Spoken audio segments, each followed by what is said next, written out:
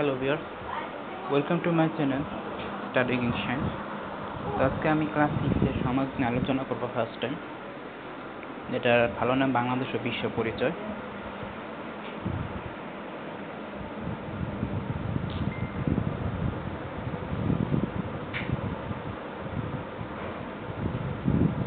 উনিশশো 1947 থেকে 1971 সাল পর্যন্ত বাংলাদেশ ছিল পাকিস্তানের অংশ। রাষ্ট্রের জন্ম ছিল 1947 সালে ভারত বিভাগের মধ্যে দিয়ে। পাকিস্তান আমাদের পুরো সময়টিকে এদেশে মানুষ নানাভাবে বঞ্চনা নির্যাতনের শিকার হয়েছে। তাই অনেক আন্দোলনে সংগ্রামের পর 1971 সালে বাংলাদেশ ঝাঁপিয়ে পড়েছিল মহান মুক্তিযুদ্ধে। তারই ফসল আমাদের এই বাংলাদেশ। বহু মানুষের আত্মত্যাগ ও বীরত্বের মাধ্যমে পাকিস্তানি হানাদার বাহিনীকে পরাজিত করে আমরা পেয়েছি আমাদের স্বাধীনতা। জাতি অর্জন করেছে বিশ্ব ইতিহাসে আমরা পরিচিত হয়েছে বীর বাঙালি ও বিজয় জাতি হিসেবে। বাঙালি ঐক্যভাবে পাকিস্তানি হানাদারদের বিরুদ্ধে যুদ্ধ করেছে, কিন্তু এত বড় ঘটনা হঠাৎ করে শুরু হয়নি।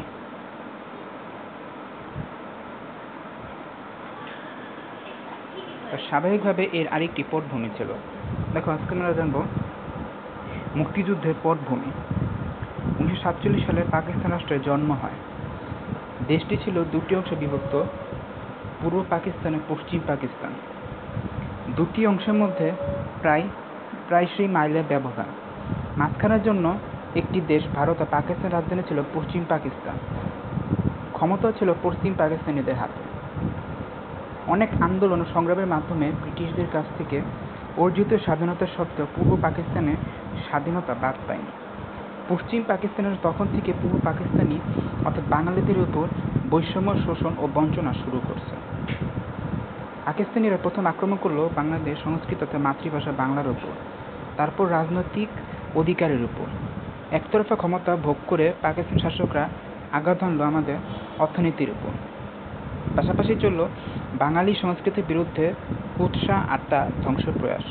এই অবস্থা পাকিস্তান সরকারের বিরুদ্ধে সর্বস্তরে বাঙালি ঐক্যবদ্ধ শুরু কথা। দেখো, যখন পাকিস্তান রাষ্ট্রের জন্ম হয়েছিল ওই সময় হচ্ছে দুইটা রাষ্ট্র হলো, একটা হচ্ছে পশ্চিম পাকিস্তান আর একটা হচ্ছে পূর্ব পাকিস্তান।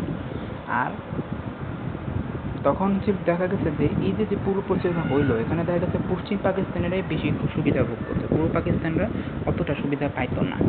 তারা সবসময় বৈষম্য, শোষণ, বঞ্চনা শিকার হইতো। দেখো, পাকিস্তানের তো প্রথম তারা আক্রমণ করছে হচ্ছে বাংলাদেশ সংস্কৃতির উপরে আর মাতৃভাষার উপরে। এরপর দেখো তারপর তার রাজনৈতিক অধিকারের উপর। একতরফা ক্ষমতা ভোগ করে পাকিস্তান সরকার আঘাত হানলো কিছুর উপর, অর্থনীতির উপর। দেখো, প্রথমে তাহলে আঘাত হানছে বাংলাদেশ সংস্কৃতির উপর, এরপরে দ্বিতীয় আঘাত হানছে অর্থনীতির উপর। ঠিক আছে? তো এই যে দেখা গেল পাকিস্তান সরকার ভিতরে বাঙালিরা ঐক্যবদ্ধ শুরু করলো। তারপর দেখো সময় বঙ্গবন্ধু শেখ মুজিবুর রহমানের মতো এক সাহসী ত্যাগী দূরদর্শী নেতার আবির্ভাব হলো। তার নেতৃত্বে বাঙালি ঐক্যবদ্ধ স্বাধীনতা মন্ত্র উজ্জীবিত ওঠে। যা 1970 সাধারণ নির্বাচন আওয়ামী লীগকে নিরঙ্কুশ সংখ্যাগরিষ্ঠ দিয়ে বিজয়ী করে, কিন্তু সামরিক সরকারের পথে বাধা হয়ে দাঁড়ায়। তখন এদেশের রাজনীতিবিদ, ছাত্র জনতা সহ আগামী জনসাধারণ বঙ্গ নেতৃত্বে আপোষহীন অবস্থান, অর্থাৎ বঙ্গবন্ধুর কারণে তারা উজ্জীবিত হয়ে উঠছিল, আর তাদের জন্য তারা যুদ্ধ করতে প্রস্তুত হয়েছিল। ঠিক আছে? তো যাই হোক, তখন দেখা গেল যে এই সামরিক সরকারের পথে বাধা হয়ে দাঁড়াইছে। তখনই তো ছাত্রদ্বন্দ্ব, শাহবাগ সবাই কিন্তু বঙ্গবন্ধুর নেতৃত্ব আপোষ অবস্থান নেয়। তো যাই হোক, এরপর আগামী ক্লাসে পাকিস্তান হানাদার হত্যাযোগ্য আমাদের বিজয় এখান থেকে পড়ানো হবে। আজকে এই পর্যন্তই। আপাতত সবাইকে বিদায়।